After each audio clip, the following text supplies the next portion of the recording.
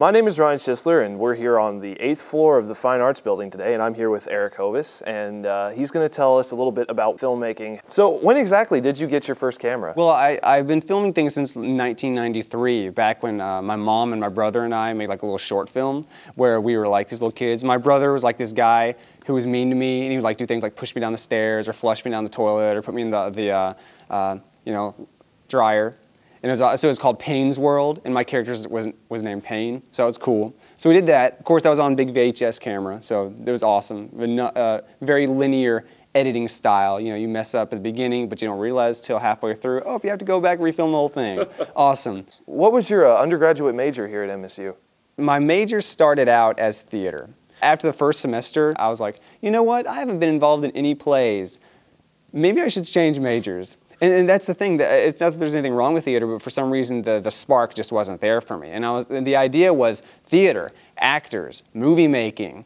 Theater is very different from filmmaking, and I learned that pretty quickly. So I went to creative writing, which I was still like, yeah, creative writing, screenplays, making movies. And creative writing turns out is a lot of English stuff, you know, a lot of literature, which is not necessarily my area either. So I was like, so then I eventually I was like, well, okay, the closest thing that MSU has to a film major is TV studio production.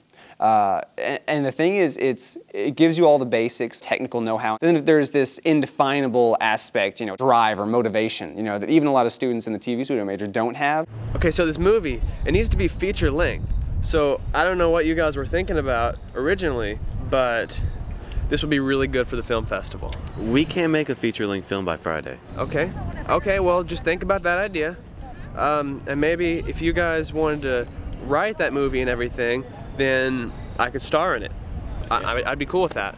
Thanks, man. All right, catch you guys later. You can really tell the ones who do in class. They go outside of class and they make their own projects. And McKeel, who's in charge here, he can tell, you know, that person's going to make it or that person's not or whatever. He's seen, you know, students who are motivated and students who aren't. And so then I graduated with a TV studio major. The TV studio major allowed me to work on my own projects outside of class.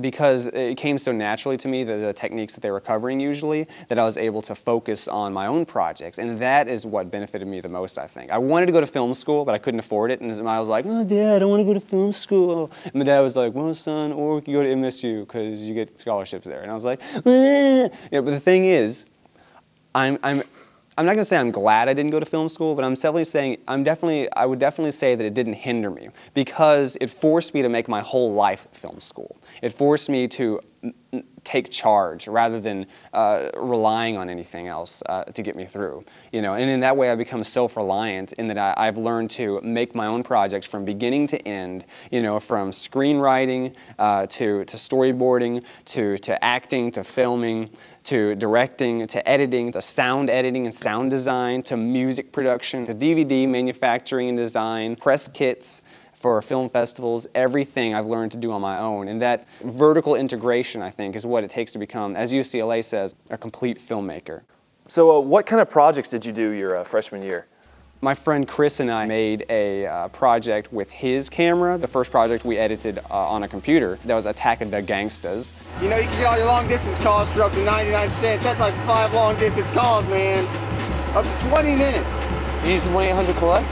No, I use 1-800 to call AT&T. It's actually a pretty good deal. Well, I use 1-800 use your mom's phone. My mom's phone? What are you saying? Say she's cheap. I don't think so. I think so.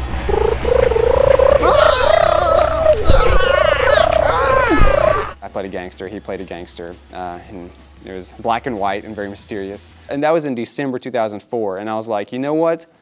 I want to get my own camera and do stuff like this, so it'd be awesome. So I got one, spring 2005, the end of my freshman year. I finally got it, Canon Optura 30. This is a Canon Optura 30.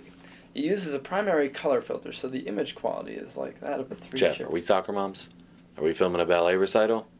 Then why are you even trying this? They're like $250 now online. They're awesome, simple cameras, standard definition.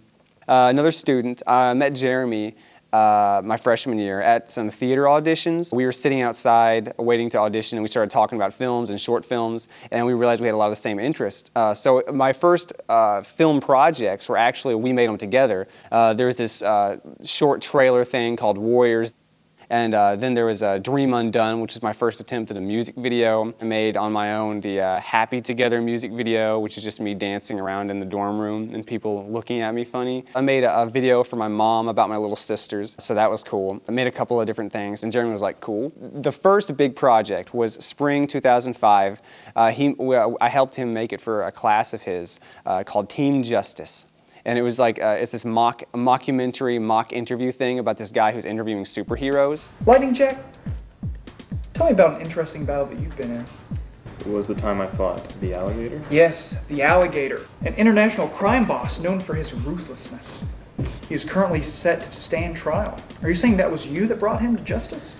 No, it was an alligator. That was really the first official big thing that we got actors together for. We actually filmed it in this room over there at the studio desk and everything, so that was cool. So that was the first thing we filmed, and that's when I really was like, I could totally do this. And I was like, I could make a feature film like this. And Jeremy was like, cool. And I was like, Jeremy, if I make a screenplay for a feature film, like about my freshman year. I was a theater major first, and then I went into being a creative writing major, and then I finally got to the TV studio major. And I was like, if I made a screenplay, would you give me money to make the movie? And Jeremy was like, maybe, we'll see. So I started writing the screenplay, and I think it was just an excuse. I wanted to write the screenplay anyway, but I was like, cool, yeah, I just needed encouragement from people. So that was the key to get the ball rolling. And I was like, okay, I can make a feature. I could totally do this. It's like making a short film, only longer. So take the time that it takes to make a short film and multiply it a couple of times, and you got a feature, right? Theoretically. What is compilation 1? In fall 2005, we wanted to put all of the short films that we'd made together onto one DVD, and just to have something. What did Shakespeare look like? Did he look like this? Our idea was to make a compilation DVD every year, but things got off track, and we got compilation 2 coming sometime soon of all the short films, from the freshman year until now.